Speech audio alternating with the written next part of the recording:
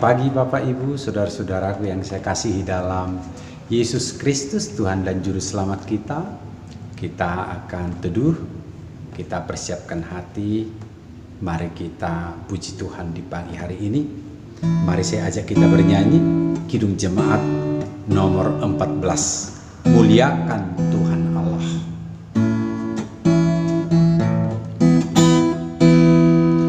Muliakan Tuhan Allah, muliakan Tuhan Allah, muliakan pimpinannya dalam kasih sayangnya. Kami datang kepadamu, kami datang kepadamu, bersyukur sebulat hati karena kasih-Mu besar. Kita berdoa. Kami puji, kami sembah Engkau Tuhan. Kami datang ya Bapa, kami teduh di hadapan-Mu. Terima kasih berkat dan anugerah-Mu. Kami telah Tuhan selamatkan.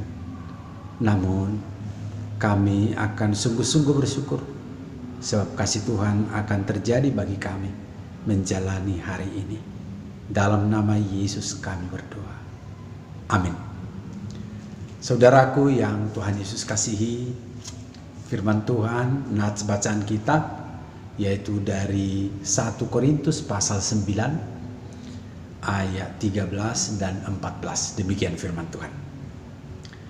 Tidak tahukah kamu bahwa mereka yang melayani dalam tempat kudus mendapat penghidupannya dari tempat kudus itu, dan bahwa mereka yang melayani mezbah mendapat bahagian mereka dari mezbah itu?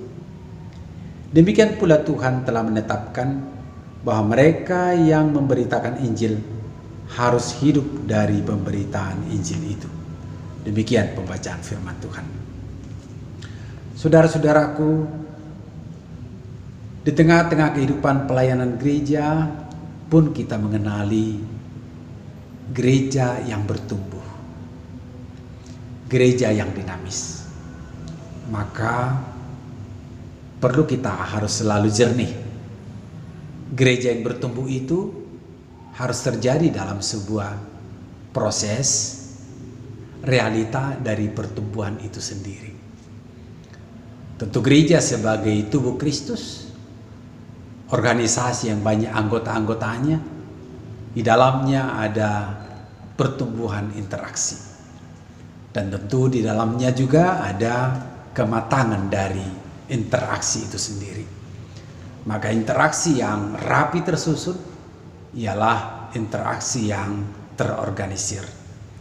Gereja yang bertumbuh, gereja yang berkembang, ialah gereja yang memperlengkapi pengorganisasiannya dan semua panggilan pelayanannya.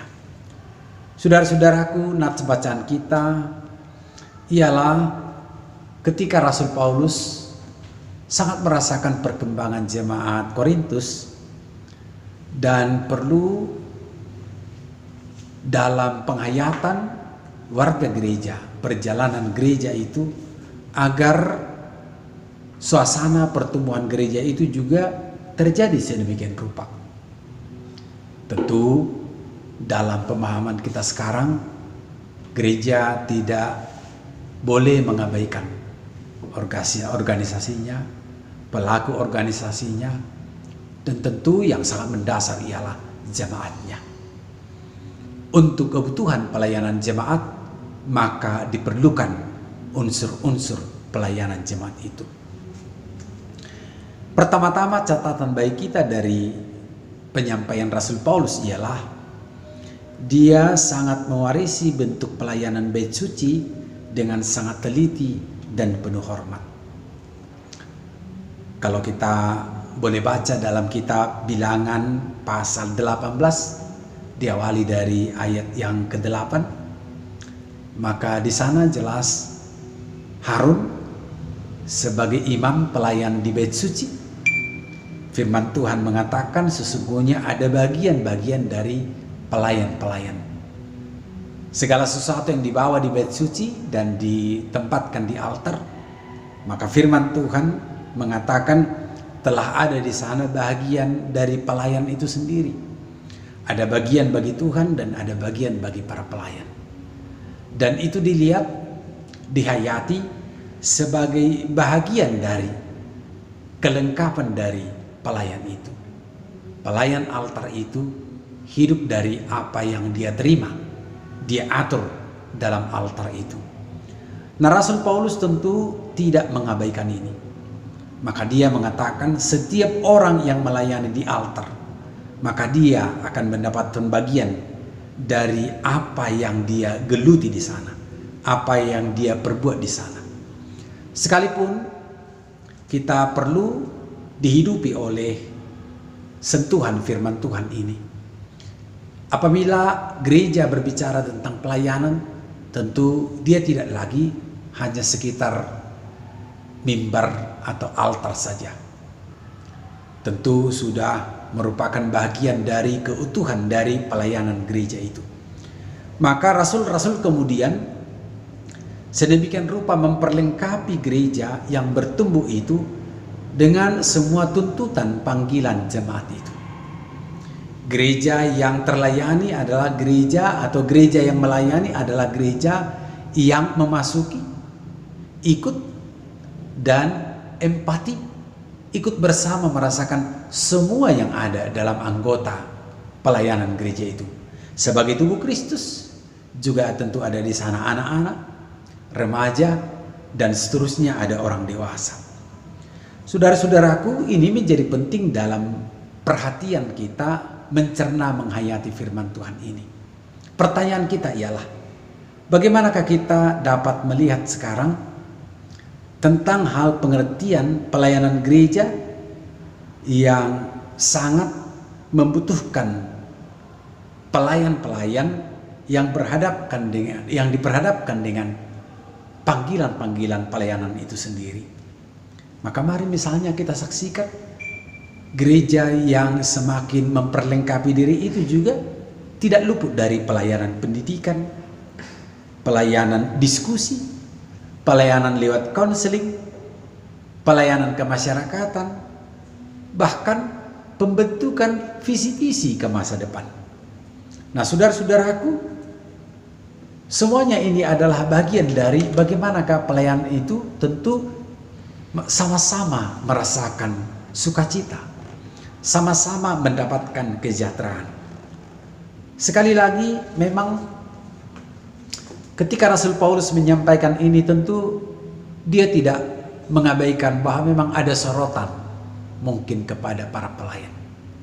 Bagaimanakah dia sungguh-sungguh termotivasi oleh Injil itu sendiri, bukan terdorong oleh apa yang menjadi keinginan, memenuhi keinginannya. Pelayan yang benar ialah pelayan yang sungguh-sungguh menerima pengutusan dari Injil itu sendiri, ialah pengutusan Yesus Kristus.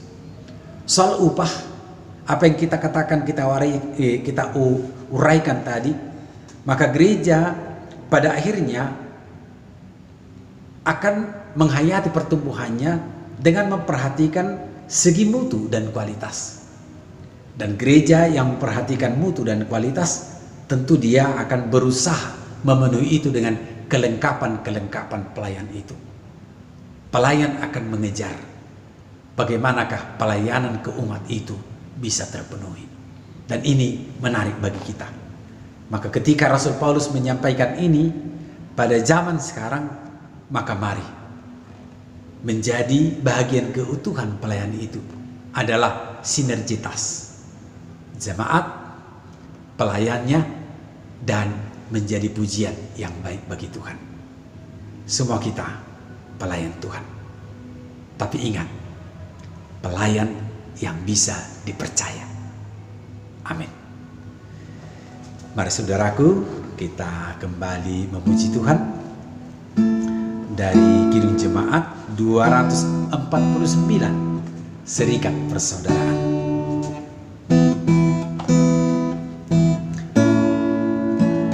Serikat persaudaraan, berdirilah teguh, sempurnakan persatuan di dalam Tuhanmu.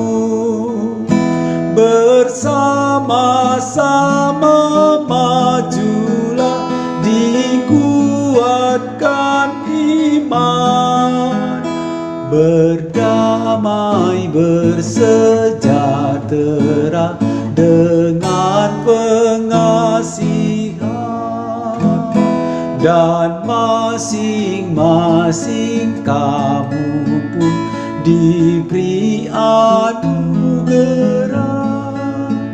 supaya kamu bertekun dan rajin bekerja. Hendaklah hatimu rendah, tahu Tuhan berpesan, jemaat menurut firman-Nya berkasih-kasihan. Kita berdoa. Bapa Surgawi, Yesus Kristus Raja Gereja, Guru Agung yang kekal sampai selama-lamanya, kami yakin dan percaya Tuhan selalu berada dalam gereja yang bersaksi dengan benar, gereja yang memperlengkapi para hamba-Nya melayani, dan demikian juga gereja yang sungguh-sungguh menjadi satu kesatuan, baik pelayannya, jemaatnya, dan yang ada di sekitar mereka. Gereja adalah kesaksian Kristus. Terpujilah Engkau Tuhan. Di saat ini kami sungguh-sungguh merasakan ada banyak panggilan-Mu lewat gereja-Mu untuk selalu menjernihkan. Pelayanan itu adalah untuk kemuliaan Tuhan. Maka kami mohon Tuhan, Engkau jagai, Engkau tuntun, Engkau perlengkapilah para hamba-Mu, para pelayan, baik di tengah-tengah gereja, lembaga-lembaga pendidikan gereja, maupun di berbagai badan usaha kesaksian gereja, agar nama Tuhan semakin dimuliakan. Tuhan, kami selalu dalam satu doa. Tuhan jenguk para warga jemaat yang lemah, yang letih, yang sakit. Kami mohon Tuhan, lewat doa kami ini, Engkau datang Tuhan, Engkau sapa dan pulihkan mereka Tuhan. Kami juga berdoa ya Bapa untuk pemulihan dunia ini. Di tengah-tengah penyakit corona COVID-19 yang masih kami rasakan, kami sungguh-sungguh pergumulkan suasana yang bersih dan jernih, agar semuanya ini dapat berlalu dengan secepatnya. Dan kehidupan kami, roda hidup kami, baik pekerjaan, baik pendidikan, baik pelayanan rohani, apapun ya Bapa, seperti sedia kala kiranya dapat kami lakukan. Kami rindu Tuhan untuk suasana tali persaudaraan kami, pertemuan kami, persahabatan kami, persekutuan kami rindu Tuhan. Untuk kesejahteraan bangsa dan negara kami rindu Tuhan. Jagai kami, jagai pemimpin kami, jagai gereja-Mu, jagai Tuhan warga negara, warga bangsa ini, agar semuanya dapat berjalan dalam hubungan tali rasa persaudaraan yang hormat kepada Tuhan. Terpujilah Engkau ya Bapa.